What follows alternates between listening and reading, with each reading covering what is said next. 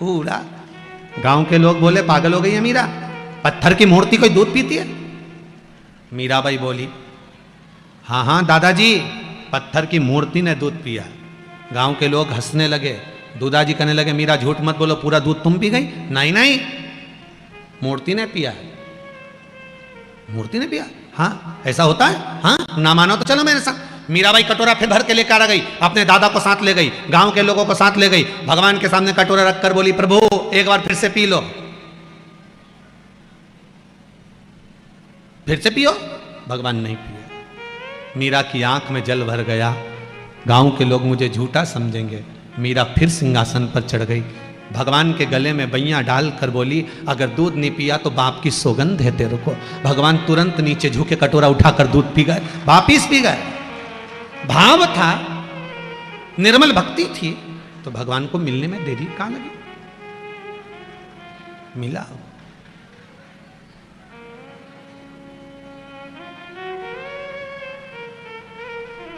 उसको पाने का तरीका आना चाहिए। आपका भाव अगर शुद्ध है तो भगवान मिलता जरूर। जपो, मूल मंत्र का स्मरण करो, श्री शिवाय नमस्तुभ्यं, श्री शिवाय नमस्तुभ्यं।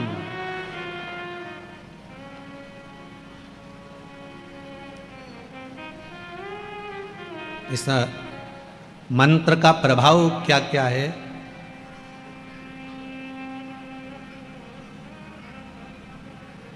उसका मैं क्या वर्णन करूं। ये एक पत्र है, एक माँ ने लिखा है मेरे बेटे का जॉब नहीं था,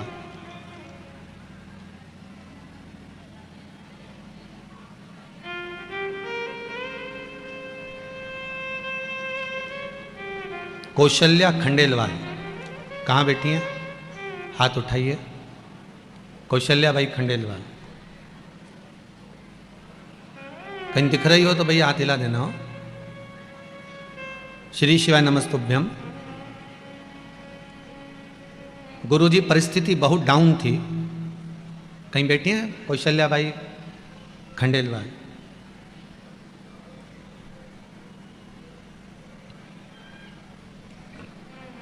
भूखे मरने की नौबत थी, कुछ भी नहीं था। आपने एक उपाय बताया था नवरात्रि में, माता के चरणों में फूल चढ़ाने वाला, वो उपाय मैंने किया। कहां से पैसा आया, कैसे आया, पता नहीं पड़ पाया।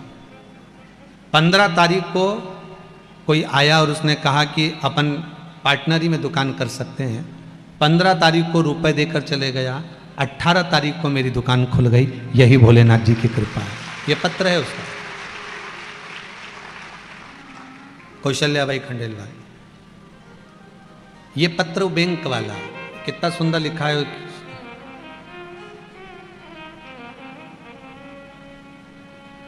गुरुजी पहली बार श्राद्ध पक्ष की कथा में कुबेरेश्वर धाम आई थी मैं, सीहोर। पशुपतिनाथ का व्रत किया है। मेरे बेटे का कोई काम नहीं था, अब उसका जॉब बैंक में लग गया है। ये पत्र है, यहीं पढ़े रहेंगे, आप लोग आराम से पढ़ सकते हो।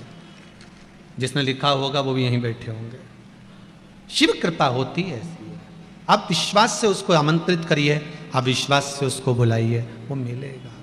श्री शिवाय नमस्तुभ्यं, श्री शिवाय नमस्तुभ्यं, श्री शिवाय नमस्तुभ्यं, श्री शिवाय नमस्तुभ्यं, श्री शिवाय नमस्तुभ्यं, श्री शिवाय नमस्तुभ्यं, श्री शिवाय नमस्तुभ्यं, श्री शिवाय नमस्तुभ्यं, श्री शिवाय नमस्तुभ्यं, श्री शिवाय नमस्तुभ्यं, श्री शिवाय नमस्तुभ्यं, श्री शिवाय नमस्तुभ्यं, श्री शिवाय नमस्तुभ्यं, श्री शिवाय नमस्तुभ्यं, श्री शिवाय नमस्तुभ्यं, श्री शिवाय नमस्तुभ्यं। एक बार नेत्र बंद कर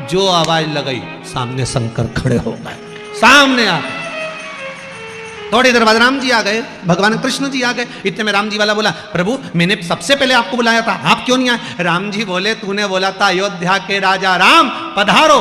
भगवान बोले, राजा कोई ऐसे ही थोड़ी ना चले जाता, पहले सेना तैयार करता है, रथ तैयार करता है, रास्ते ठाट लेता है, पंखा डुलाने वाला रथ लेकर, बग्गी लेके, तब आराम से फिर जाते हैं। तो दूसरा बोला, भाई भगवान कृष्ण मैंने आपको बुलाया था द्वारका नाथा। भगवान बोले, मैं भी द्वारका का राजा हूं, मुझे भी निकलने में, रथ तैयार करने में, सेना लेने में, राशि ठाट में जाने में थोड़ा समय तो लगता है। तो इसके शंकर जी कैसे आ गए? तो राम और कृष्ण बोले, ये तो फिर ही है, अब ये कहीं के राजा वाजा तो है नहीं। अगर ये कहीं के राजा हो तो सेना वेना लेकर आए। अब आप कहीं के राजा को बुलाओ, मालूम पड़े कहीं का मंत्री फंत्री कोई बहुत उच्च कोटि का आ रहा हो तो उसकी पूरी सेना बटालियन सब आए कि नहीं आए साथ में? तो पहले वो आए, तो उसी तरह जब राजा आता है तो सेना वेना साथ में लाता है। अब यहाँ राजा भगवान शंकर से कोई कहे कि भोलेनाथ जी को बुलाया तो भोलेनाथ जी आए, तो क्या इतनी जल्दी कैसे आ गया? तो शंकर भगवान से पूछा, तुम इतनी जल्दी कैसे आ गए? तो राम और कृष्ण, शिव जी तो कुछ नहीं बोले, राम कृष्ण ने कह दिया, मेरे राघव जी और मेरे कन्हैया बोले ये मृत्यु लोक के देवता हैं। अगर मृत्यु लोक का देव मृत्यु लोक में रहता है और मृत्यु लोक का मनुष्य एक बार दिल से पुकार ले, शंकर वहीं खड़ा हो जाता है। ये संभव है, ये मेरा शिव है।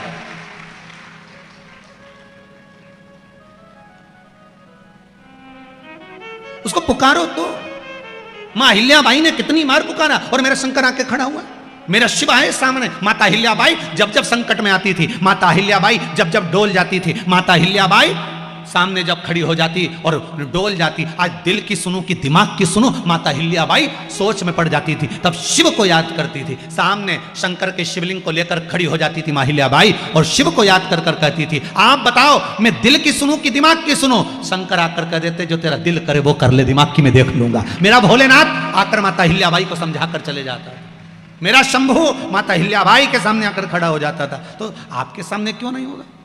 और आप तो इंदौर में रहते हो, अहिल्याबाई की नगरी में, आपकी तो वैसे ही अहिल्याबाई से पहचान अच्छी है, क्योंकि रोज राजवाड़ा से निकलते हैं, उनके घर के सामने से निकलते हो, तो तुम्हारी तो पड़ोसन ही हुई ना, पहचान तो बढ़ी ना। अब जब उनकी पहचान तुमसे तो उनकी शंकर जी से है, तो तुम्हारी भी शंकर जी से।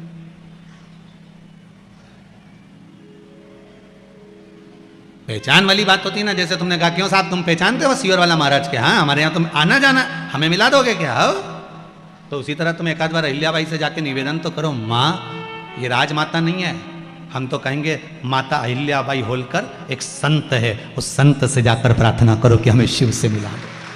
वो राजमाता अपनी जगह पर है, पर एक संत भी है, एक साधु, एक तपस्वी, एक साधक, एक उपासक। माता अहिल्याबाई होलकर भगवान की भक्ति में डूबने वाली एक साधक भी है, एक संत भी है, एक साधना में रहने वाली एक भगवंत भी है, उपासक भी है।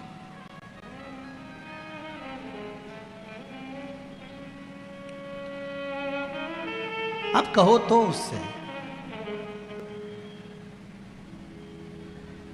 चाहे चारों ओर अंधेरा हो, चाहे मौत ने मुझको घेरा, पर मन नहीं डगमग मेरा हो, रहे ध्यान तुम्हारे चरणों में, रहे तुम्हारे चरणों। पूर्ण विश्वास के साथ आप शिव की आराधना करें, पूर्ण भरोसे के साथ अब शंकर का अनुमोदन करें।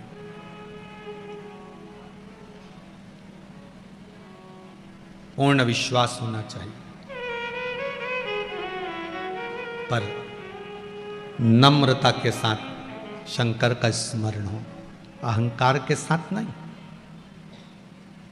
जब मेघनाथ युद्ध करने के लिए आया, लक्ष्मण जी ने हनुमान जी से कह दिया, मेघनाथ है, कोई टेंशन मत लो, इसको तो मैं निपटा दूंगा, इसको मैं समाप्त कर दूंगा, ये मरेगा मेरे हाथ से। लक्ष्मण जी ने जब अहंकार के शब्द बोलना प्रारंभ करे कि इस मेघनाथ को मैं समाप्त कर सकता हूं, राम जी के पास सूचना गई कि लक्ष्मण इतने बड़े शब्द कह रहा है कि मेघनाथ को मैं मार सकता हूं, मैं इसको पछाड़ सकता हूं। होता है कई बार बड़े बड़े शब्दों का संबोधन लोग कह देते हैं, साहब बात निकलती है तो गप्पे मारने वाला तो कहीं पे भी गप्पा मार दे, उसका क्या। कई लोग कह देते हैं, कई लोग तो बात बात में बोले मेरा समयान दे, मैं बताऊंगा तेरे को कि मैं हूं क्या। अभी तो मुझे पहचानता नहीं है, मेरे से मुंह मिला रहा है, मेरा समय आन दे, मैं बताऊंगा मैं क्या हूं, आन दे मेरा समय। और एक दिन छाती में दर्द हुआ, बॉम्बे हॉस्पिटल ले गए, डॉक्टरों ने कह दिया इसका समय आ गया। पड़ा रिया, जिंदगी भर कहता रिया मेरा समय आन दे। ऊंचे बोल कभी नहीं बोलना रे दादा, सुन लो रे अच्छे से, ओ जीजियो, अपने कभी ऊंचा बोल नहीं बोलना कभी भी। और मेरा भेरुओं से भी निवेदन है, इनसे भी निवेदन है कि बिल्कुल अपने शब्दों को तोल कर मोल कर बड़े आनंद में बोलिए साहब, जीवन का कोई ठिकाना नहीं। क्रोध में आ गए, एक बार भीम को अहंकार आ गया था। भीम ने भगवान कृष्ण के सामने जाकर कह दिया आप मुझे जानते नहीं हो, इन कौरवों को तो यूं मसल दूंगा, आप मुझे पहचानते नहीं हो। भगवान कृष्ण ने मन में सोचा पूरा युद्ध यही हरवाएगा, इसको अहंकार है ना, पूरा युद्ध यही हरवाएगा, ये पक्का। तो क्या करा जाए, आज भगवान कृष्ण ने भीम से कहा भीम एक काम करो तुम लंका चले जाओ। भीम ने कहा लंका काहे को जाऊं, तुम लंका जाओ और वहां पर जाकर मंदोदरी होगी, उस मंदोदरी से कहना कि भगवान राम का दूसरा अवतार हो गया है, कृष्ण अवतार, उन्होंने आपको युद्ध देखने के लिए बुलाया, जाओ जरा भीम। भीम ने कहा वो राम, वो रावण, उसकी पत्नी अभी तक जीवित है। भगवान बोले हाँ जीवित है, तू जा तो सही, विभीषण का राज्य चल रहा होगा, उसके छोरा छोरी होंगे, जा। गए भीम, और भीम ने जाकर कहा मंदोदरी से मिलना है। मंदोदरी के सामने पहुंचे, आप मंदोदरी हो? हाँ, प्रणाम करता हूं, बोलिए क्या बात है। भगवान राम का अवतार हो चुका है, कृष्ण अवतार। मंदोदरी ने हाथ जोड़ा, हाँ बोलिए, भगवान राम ने आपको वचन दिया था, कुछ बात हुई थी आपकी? हाँ, मैं जब युद्ध के मैदान में अपने पति के शव को देखकर रो रही थी, मंदोदरी बोली, तब मुझे राम जी ने कहा था मंदोदरी क्यों रो रही है, तेरा पति मर गया इसलिए, तेरा पुत्र मर गया इसलिए रो रही है। मंदोदरी उस समय पर बोली थी राम जी जो आया है उसको तो जाना है, पति है वो भी जाएगा, बेटा है वो भी जाएगा, और मैं हूं मुझे भी जाना, फिर क्यों रो रही है। मंदोदरी कहती है मेरे को रोना इस बात का आ रहा है, मेरे दरवाजे पर राम आया और मैं उसको नमन करने नहीं आ सकी। मंदोदरी, अच्छे कुल की नारियां युद्ध के मैदान में नहीं आती, आपको मालूम है, इसलिए आप युद्ध के मैदान में नहीं आए। अगर मैं युद्ध ही देख लेती तो तर जाती। मंदोदरी बोली, भगवान कृष्ण राम जी कहते हैं मंदोदरी अगर तुम्हें युद्ध देखने का इतना शौक है, मेरा अगला अवतार कृष्ण अवतार होगा तब मैं तुम्हें युद्ध देखने के लिए बुलाऊंगा, चिंता मत करना। मंदोदरी कहती है आज कृष्ण अवतार हो गया, मुझे युद्ध देखने बुलाया होगा, चलने को तैयार। मंदोदरी ने पूछा भीम एक बात बताओ, युद्ध किसका है, क्या भगवान कृष्ण युद्ध लड़ रहे हैं? भीम कहते हैं मंदोदरी काकी मेरे जैसे योद्धाओं का युद्ध है, अभी आपने मुझे देखा क्या है, मंदोदरी मुझे देखोगी युद्ध करते हुए तब मालूम पड़ेगा। मंदोदरी ने कहा चलो अच्छा बाद में चलते हैं युद्ध के मैदान में, पहले एक काम करो स्नान कर लो, भोजन कर लो, फिर चलते हैं, जाओ जरा स्नान करो। मंदोदरी ने उसको भेज दिया, भीम स्नान करने लंका के पीछे गया, एक तालाब में भीम कूद गया, तालाब में कूदा, नहाने के लिए जो गया तो 4 दिन में निकल के वापिस आया। 4 दिन में भीम तालाब में से निकल कर आया, आकर मंदोदरी काकी को नमन करा। मंदोदरी ने कहा 4 दिन से कहां गया था? भीम कहता है मैया एक बात समझ में नहीं आया मंदोदरी काकी, समुद्र में कूदता था 1 सेकंड में था पाकर छूकर ऊपर आ जाता था, पर तुम्हारी लंका में ना जाने कौन सा तालाब है जिसमें कूदा 4 दिन हो गए तो भी था नहीं मिल पाया, तो निकल कर बाहर आया। मंदोदरी ने पूछा नहाने कहां गया था? भीम बोला लंका के पीछे। मंदोदरी बोली वो लंका के पीछे तालाब नहीं है, मेरा देवर कुंभकर्ण मर गया था, उसके सिर की हड्डी पड़ी थी उसमें पानी भरा हुआ था, मेरा देवर कुंभकर्ण मर गया था जिसके सिर की हड्डी में पानी भरा था, उसमें नहाने में भीम तुझे 4 दिन लग गए, और तू कहता है मेरे जैसे शूरवीरों का युद्ध है, जिसके देवर के सिर की हड्डी में से निकलने में 4 दिन लग गया। अरे ओ भेरू, ये आंकड़ अपने पास रख ले, भीम की आंख में जल भर गया, मंदोदरी के चरण पकड़ लिए। पूरे कौरव और पांडवों का युद्ध देखना, सबका युद्ध दिखाया, पर भीम का नहीं दिखाया। जिसका अहंकार टूट जाता है वो कभी सामने नहीं आता है, सामने पहुंचता ही नहीं। टूट गया अहंकार, समाप्त हो गया।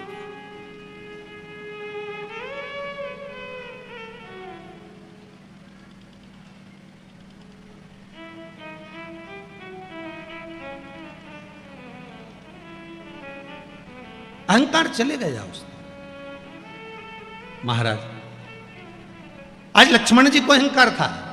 लक्ष्मण जी कहते मेघनाथ को मैं मार सकता हूं। भगवान ने बुलाया लक्ष्मण को, लक्ष्मण को एक कटोरा दे दिया, कटोरा ले जा, भिक्षा मांग कर ला, जा। युद्ध के मैदान में मैं भिक्षा मांगू? हाँ, किससे मांगना है? राम जी ने कहा सबसे पहला व्यक्ति जो मिलेगा उससे भिक्षा मांग कर ला, चले जा यहां से।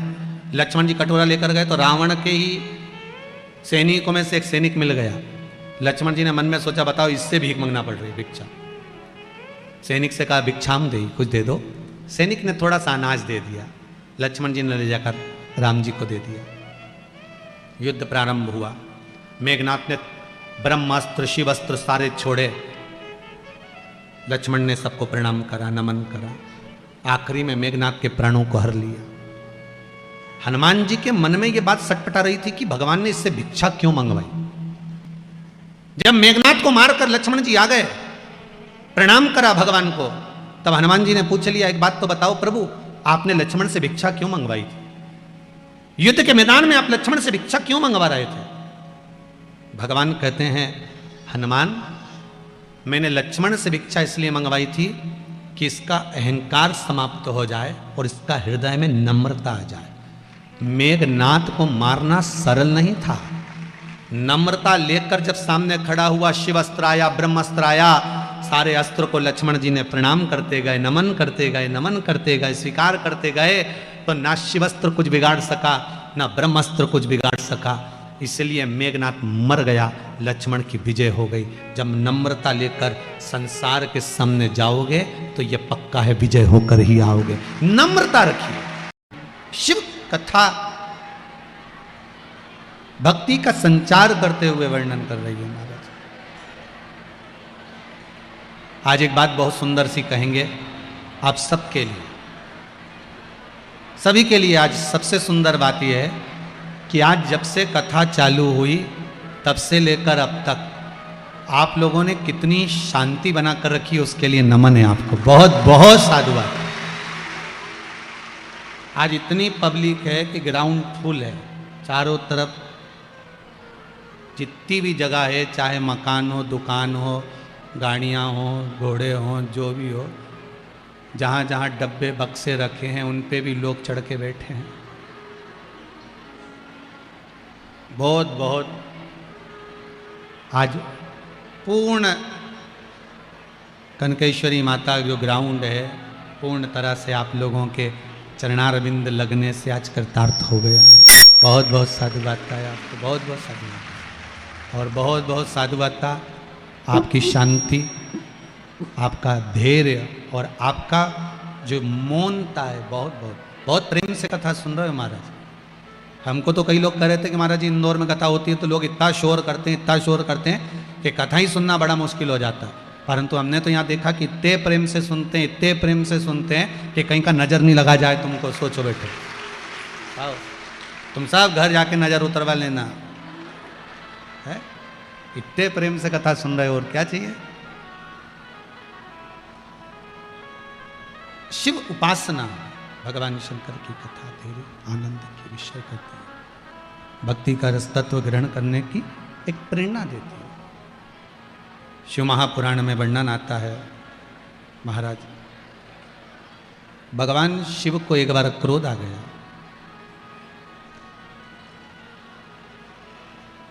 देखिए, भगवान विष्णु, भगवान ब्रह्मदेव और भगवान शंकर, शिव का जो प्रागट्य है वो संहार के लिए, कि हमें सब कुछ नष्ट करना है, संहार करना है। पर भले सब कुछ नष्ट करना है, पर फिर भी शंकर भगवान हर कभी क्रोध नहीं करते। मेरा शिव, अगर ये जरूरी नहीं है कि आपको अगर कोई पद मिला है, आपको अगर कोई चीज मिली है तो आप उसका दुरुपयोग करो। शंकर भगवान रुद्र हैं, पर यह जरूरी नहीं है कि वो बार बार क्रोध करें, बार बार क्रोधित हों। ये शिव जी नहीं जानते।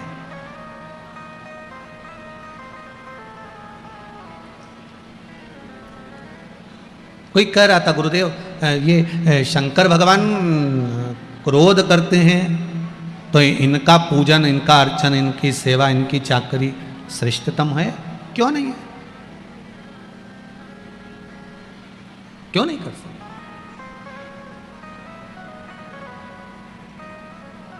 शिव क्रोध करते हैं, मना नहीं है, पर कब करना है, किस जगह पर करना है, किस स्थान पर करना है, ये शंकर अच्छी तरह से जानते हैं। मेरा भोलेनाथ किस जगह पर कितना क्रोध करना है।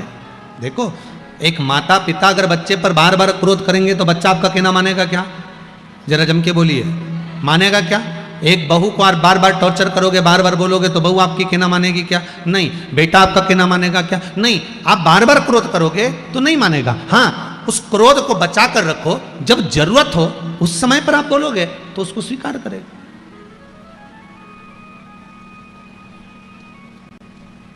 जहां जिस चीज की जरूरत पड़े वहां वो चीज होना चाहिए।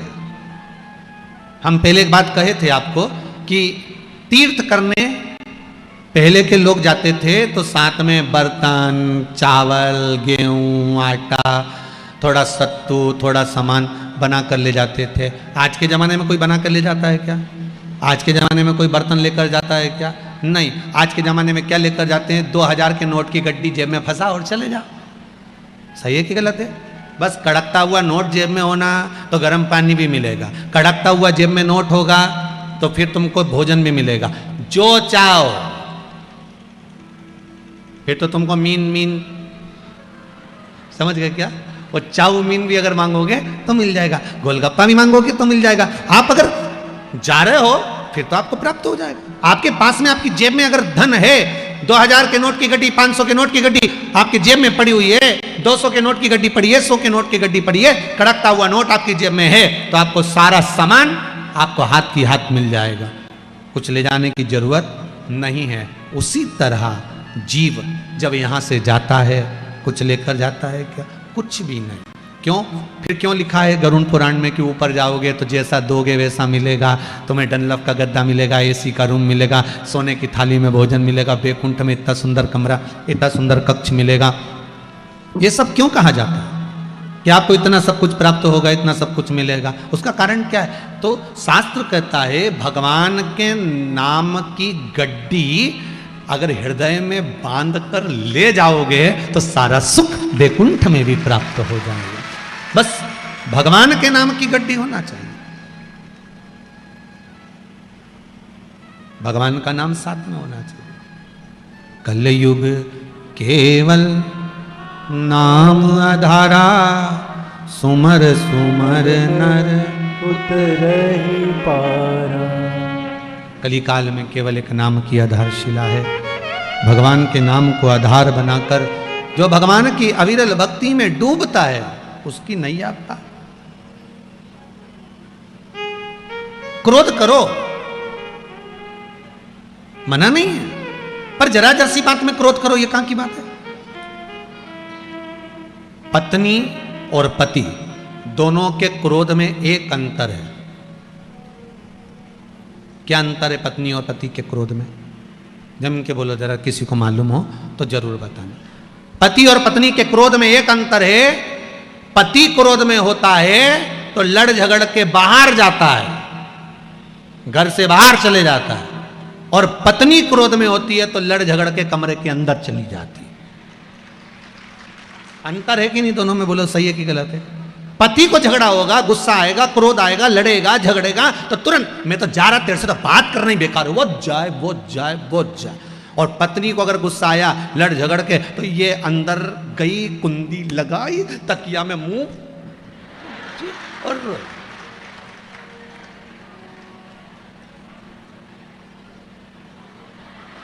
सही है कि गलत है? अरे बोलो तो सही। कभी तुमने किसी की लड़ाई में देखा कि पति अंदर घर में गया और पत्नी बाहर गया? वो नहीं जाया। वो पत्नी इतनी विचित्र हो, और महाराज धर्म पत्नी है, वो फर्ज अदा करती है। कितना भी झगड़ा हो जाए, कितनी भी लड़ाई हो जाए, वो के मैं तो नहीं जाऊंगी, जब घर से कमरा के अंदर चली जाए ना, तकिया में मुंडा रख के फिर बिनकती फिरे, रोती फिरे।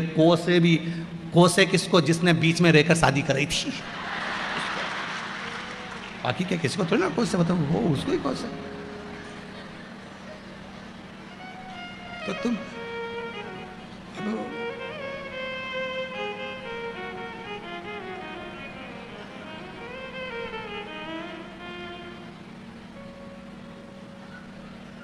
वो अंदर जा रही है रोने के लिए, वो बाहर चले गया। क्रोध होता है कभी कभी। एक व्यक्ति झगड़ा कर कर बाहर गया, उसने कसम खा ली कि अब मैं घर ही नहीं आऊंगा चाहे कुछ भी हो जाए। ये रामेती से जब जब मेरी लड़ाई होती है, मैं हमेशा घर से बाहर हो जाता हूँ। ये कभी घर से नहीं निकलती, मैं ही जाता हूँ। अब इस रामेती का तो मुझे मुंह ही नहीं देखना, चाहे कुछ भी हो जाए। अब वो झगड़ा करके चले गया। जैसे ही वो बाहर निकला, सामने से एक बहुत बड़ा ट्रक आ रहा था। इसके पुण्य सामने आ गए, आकाशवाणी हो गई, सामने से ट्रक आ रहा है, ड्राइवर सो गया, वहां से हट जाओ मर जाओगे। बेचारा साइड में हो गया। भले ट्रक में मर जाऊंगा पर रामेती तेरा मुंह नहीं देखूंगा। और आगे गया, सामने से एक बहुत बड़ा पत्थर लुढ़कते हुआ आ रहा था। आकाशवाणी हो गई, सामने से पत्थर आ रहा है, एक साइड हो जा रहा। फिर और आगे बढ़ा, एक बस में चढ़ने लगा। आकाशवाणी में मत चढ़ना, इस बस का आगे जाके एक्सीडेंट होने वाला है। अब ये गुस्से में लाल हो गया। तू है कौन जो इतना ज्ञान दे रहा है? बस में चढ़ने के लिए बोल रहा है मत चढ़। जब घोड़ी पे चढ़ा था जब नहीं बोला कि मत चढ़? उसी दिन बोल देता, नहीं चढ़ता मैं एक बार भी।